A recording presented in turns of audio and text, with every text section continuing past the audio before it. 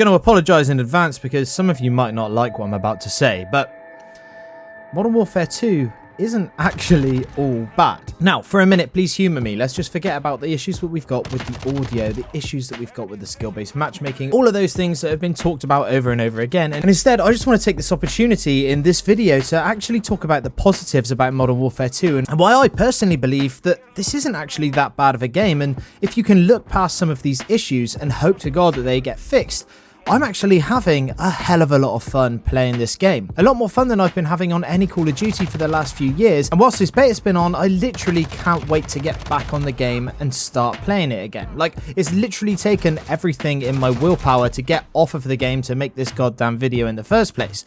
And there's a few reasons why I think this is the case. Now, what I don't want to do is completely neglect all the negatives. I know that there are issues with this game, and I know that it is hindering the enjoyment of a lot of players, but I do feel like there's a real opportunity here to just at least highlight the good things about this game and why I think that you will enjoy it, and maybe even persuade you to buy this game eventually. Now, the thing that we have to remember with Modern Warfare 2 is it's not going to be a traditional Call of Duty game like we know of in the past, and I know that for a lot of people, that's what's turning them off. I know that people really want that old formula of Call of Duty back, but at the end of the day, we do have to, in some regard, just go with the vision of the developers. I know that it's not what everyone wants, but at least take what this is at face value and try and enjoy the experience that we've been given. For example, the maps in this game, I personally think, are absolutely phenomenal, apart from the museum one, but we won't talk about that for now. Maps like Farm 18 have so much replayability, and there's so much to do within the sandbox so that you really can explore any playstyle that you want,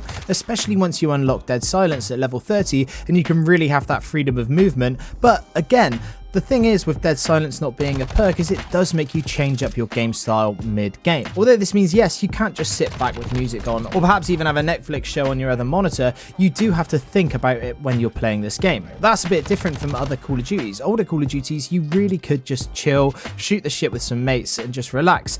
That's not the case anymore. And I know that some people will say that that's objectively bad, but I'm here to tell you that maybe that isn't if you are willing to adapt and change. Now, I know that that's a bit of a buzzword at the moment. People are saying, oh, just adapt to not having the minimap, just adapt to the loud footsteps. And I agree that that isn't the way forward in all of these things. However, I do feel like there's fun to be had in this experience if you at least give it a try. Now, as well as the maps, I said about this in my Is Modern Warfare 2 Worth It video, the Gunsmith looks like it's going to be super robust, especially with the fact that they have already said that they're going to be changing the UI. This means that the one thing that's holding back the Gunsmith, in my opinion, is the fact that it's really clunky to navigate and it's really hard to find your way around. But at the core of it, the amount of attachments, the amount of different builds that you can build, and the amount of sort of gun porn that you can achieve is actually phenomenal and such a joy to play around with. Now, me personally, I think that if we did go back to an old Call of Duty, for example, if they made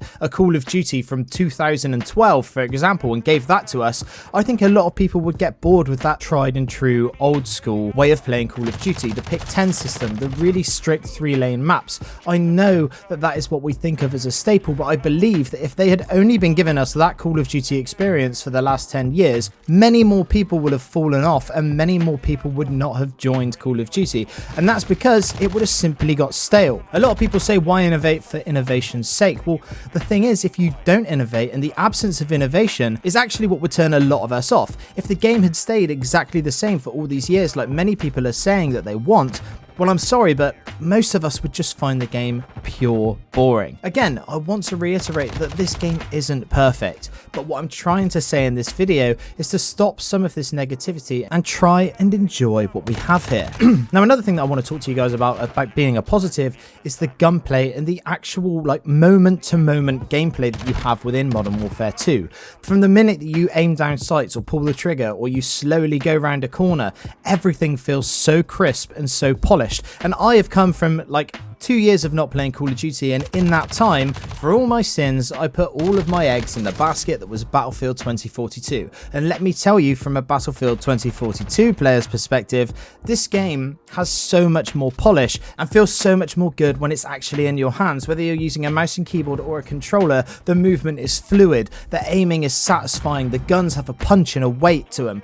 Everything about the gunplay and the gameplay of Modern Warfare 2 is absolutely stellar, and all that is that's without even mentioning the animations. The animation team from Infinity Ward have done such a fantastic job. The detail in this game is absolutely phenomenal, even down to when you're inspecting your shotgun. If you've already shot all of your shells apart from one, when you pull back the charging handle, you can see that there's no more ammo in there, whereas if your shotgun was full, you'd be able to see the next shell ready to be chambered. Little details like that go such a long way in games like this for me. I think that this game looks absolutely phenomenal, and it's one of, if not maybe, the best looking game that I have seen in years when it comes to the first person shooter genre. Look guys, I know that a lot of people are disappointed with this game, and in some ways I myself am disappointed with how this game has turned out, but I really am having a lot of fun in this game, and I think that if you could perhaps just distance yourself from YouTube, distance yourself from Twitter, and just overall just distance yourself from the negativity that is surrounding this game at the moment,